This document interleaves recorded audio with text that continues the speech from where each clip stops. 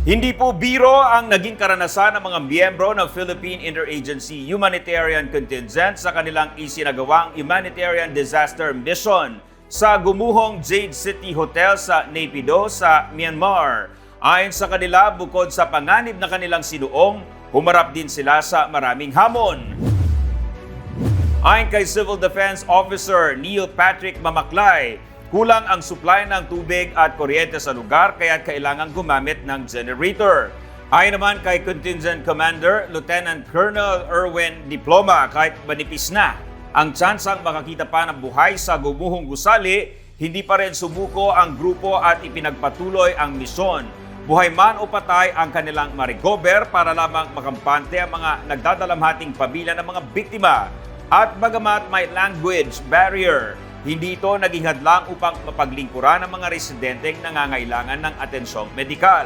Minsan po talaga, dahil wala nga pong due to the socio-political context na rin po ng Myanmar, medyo regular po yung brownouts and of course the water supply is not available all the time. Kinailangan po namin mag-igib at kinailangan po namin talagang minsan po magsindi ng generator. Pero kung wala talaga po, lalo na nung pumunta po kami ng Mandalay, wala po kaming readily available na generator na magamit. So in the dark, doon po talaga kami natulog na malamok, mainit. Pero part of the mission, sir. Wala naman pong pagsisisi doon.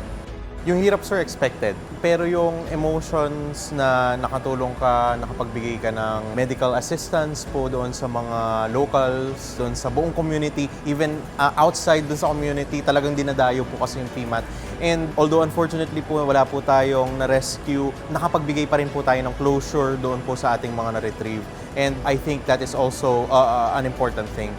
As expected po talaga doon sa ating mission, and as mga responder po talaga, is every mission is different from kahit po earthquake response ito ulit, pero again, kakaibang hamon. Pero even if yung ating Philippine Interagency Humanitarian Contingent is composed of different agencies, again, pinakita natin yung pagkakaisa at yung ating interoperability. So by doing so, na-perform natin na maayos at safe yung ating operation, and safely po nakabalik po ang ating contingent dito sa Pilipinas ng safe. Doon natin makikita yung dedication natin. A challenge on our part kasi may mga agency na ngayon lang kami nagsama-sama. So doon lang tayo sa nakita lang actual operation namin.